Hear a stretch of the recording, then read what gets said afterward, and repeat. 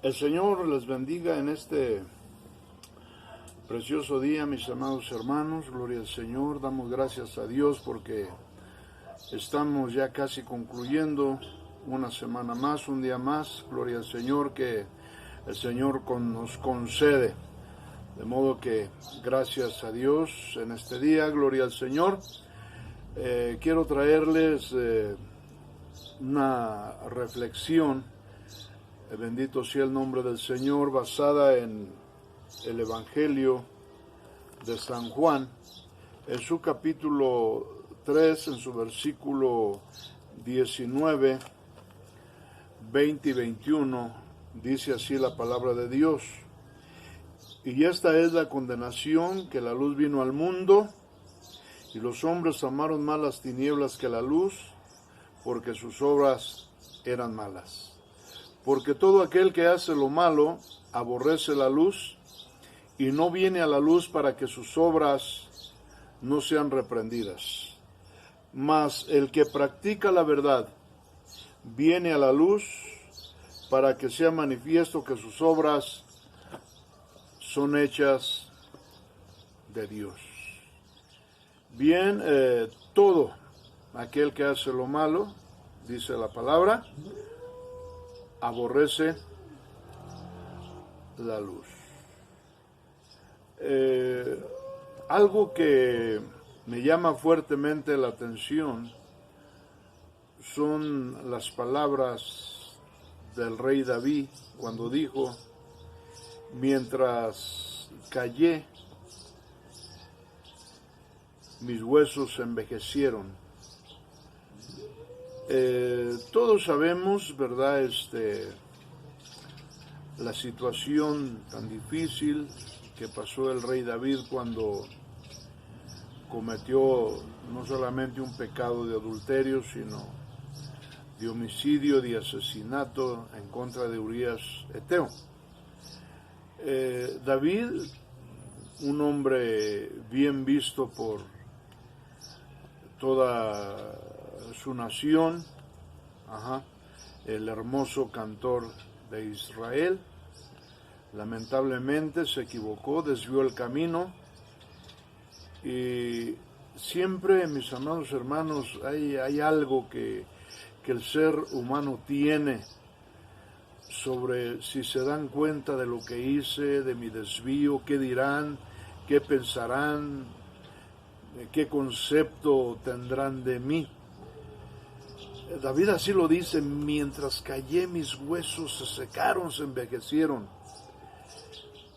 Entonces podemos ver, de verdad, que el anonimato, el tener un pecado oculto, algo bochornoso, algo que nos avergüenza, algo que nos pone en evidencia, algo que ve nuestra realidad, lo que somos en sí, pues el hombre dice: ¿qué pensará?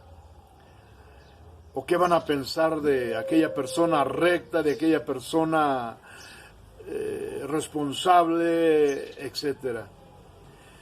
Dice el consejo de la palabra del Señor en esta hora: porque todo aquel que hace lo malo aborrece la luz y no viene a la luz para que sus obras no sean reprendidas.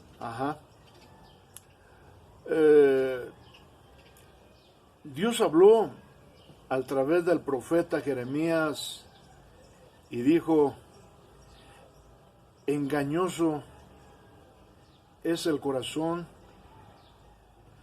más que todas las cosas. Bien, en el corazón, mis amados hermanos, muchas de las veces hay cosas ocultas. En el corazón está, prácticamente es el centro de la vida del hombre. Y cuando estamos hablando del centro de la vida del hombre, estamos hablando de su vida emocional, de su vida sentimental, de que en el corazón, ¿verdad?, podemos abrigar la alegría, la tristeza, la ira, el coraje, etcétera. Y muchas de las veces, ¿verdad? Mantenemos en oculto alguna mala acción, alguna mala conducta que en un momento determinado nosotros cometemos, ¿sí? ¿Y por qué tratamos de mantener en el anonimato las malas acciones? ¿Por el qué dirán? Precisamente por el qué dirán. Mi amado hermano, en un momento determinado, ¿qué importa el concepto que puedan tener de mí, sabiendo que delante de Dios, tanto usted como yo, somos conocidos? Él nos conoce detalladamente por dentro y por fuera. Yo les invito en este día, ¿verdad?, a que seamos transparentes.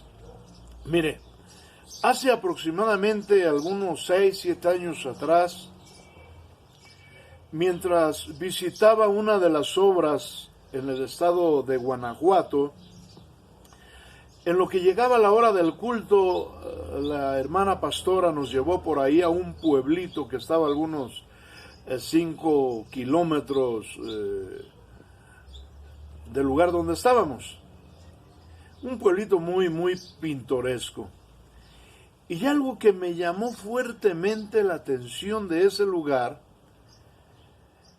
es que tenían un aparato de sonido a lo alto que prácticamente cubría, llenaba todo el pueblo, aquel aparato de sonido.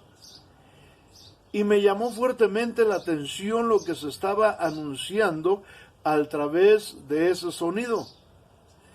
Decía, solamente para utilizarlo como un ejemplo: señor Martínez, queremos recordarle que está atrasado en sus pagos con la deuda que adquirió con nosotros. Pedimos, por favor, que pase lo más pronto posible a nuestras oficinas para que finiquite su adeudo y se ponga al corriente. Señor González, queremos recordarle que dejó de pagar desde hace 4 meses atrás. Le pedimos de la manera más atenta que pase a estas oficinas a ponerse al corriente. Y prácticamente en aquel pueblo, ¿verdad?, estaban poniendo en evidencia a todos los morosos, a todos aquellos que habían pedido en su momento algún préstamo y se habían comprometido. Todo el pueblo sabía quién eran aquellas personas, porque regularmente en una provincia se conocen todos. Al siguiente domingo, ¿verdad?, tomé como ejemplo esto para la prédica dominical. Y algo que les decía a los hermanos: ¿qué pasaría si pusiésemos en evidencia desde el púlpito a todas aquellas personas que son morosas, que han adquirido una deuda, que se han comprometido a pagarle en 1 mes, en 2 meses, en 3 meses, y ya va medio año y no dan señas de supervivencia? O que lo pusiéramos en un memorándum en el periódico mural, recordándoles a estas personas que adquirieron una deuda y que se comprometieron a pagarla en determinado tiempo. Yo creo, mis amados hermanos, solamente podrían suceder 2 cosas. Una, aquellas personas quedarían avergonzadas. 2, se tendría muchísimo más cuidado, ¿verdad?, al hacerles algún préstamo a estos individuos morosos. Entonces se les pondría en evidencia públicamente. Sí, es algo tremendo. La Biblia dice: todo aquel que hace lo malo aborrece la luz. La Biblia, que es la palabra de Dios, hermanos, es un faro. Es un faro que nos deja al descubierto. Es una lámpara que está tratando de iluminar el camino del hombre para que viva correctamente, para que se conduzca correctamente, para que cumpla cuando adquiere algún tipo de compromiso. La Biblia es un faro que orienta al hombre, que le dice: mira, no hagas esto, mira, no digas esto, mira, ten cuidado de la manera en que te estás conduciendo, porque vas a tener problemas. Dios nos marca el camino que nosotros debemos de seguir y nos lo ilustra perfectamente a través de la palabra de Dios. Bendito sea el nombre del Señor. Hay un faro encendido que está iluminando el camino del hombre. Pero ¿qué dice la palabra del Señor? Que aquella luz vino al mundo, pero los hombres amaron más las tinieblas que la luz, porque sus obras eran malas. Este fue uno de los motivos el por qué prácticamente crucificaron a nuestro Señor Jesucristo, porque Él vino a poner en evidencia el pecado, las sinvergüenzadas de todos aquellos sacerdotes religiosos. Inclusive les dijo: ustedes son sepulcros blanqueados, por fuera están muy bonitos, pero por dentro están llenos de podredumbre. Jesucristo les habló con la verdad. Jesucristo no ocultó en ningún momento aquella verdad y les dijo que tenían que cambiar su actitud, que tenían que comportarse, guiarse de una manera diferente. Hermanos, amigos, este es el mensaje del Evangelio. Esto es fe en acción. El mensaje del Evangelio cambia, transforma, renueva, regenera la vida del hombre, formatea ese disco duro que ya está todo virulento. ¿Qué quiero decir cuando les digo que ya está todo virulento, todo contaminado, todo lleno de virus? Que muchas de las veces, mis amados hermanos, Dios nos habla de una forma, nos habla de otra, y hay ocasiones en que nosotros ignoramos la voz de Dios. Ignoramos el mensaje divino y poco a poco la conciencia se va cauterizando, poco a poco la conciencia se va apartando del temor de Dios. Llega un momento determinado en que ya la conciencia ya no le hace caso a la voz del Espíritu y los cristianos empiezan a vivir una vida doble, una vida de apariencia. Por eso es que dice nuestro Señor Jesucristo, son palabras de nuestro Señor Jesucristo: todo aquel que hace lo malo aborrece la luz, tiene temor a la luz, tiene temor del qué dirán, tiene temor de que si en un momento determinado haya un buen concepto de aquella persona, que cuando se ponga en evidencia las malas acciones, su mal comportamiento, que son claro antiescriturales, van a decir: pero mira tan santo que se veía, pero mira cuánto oraba, pero mira con qué fuego predicaba.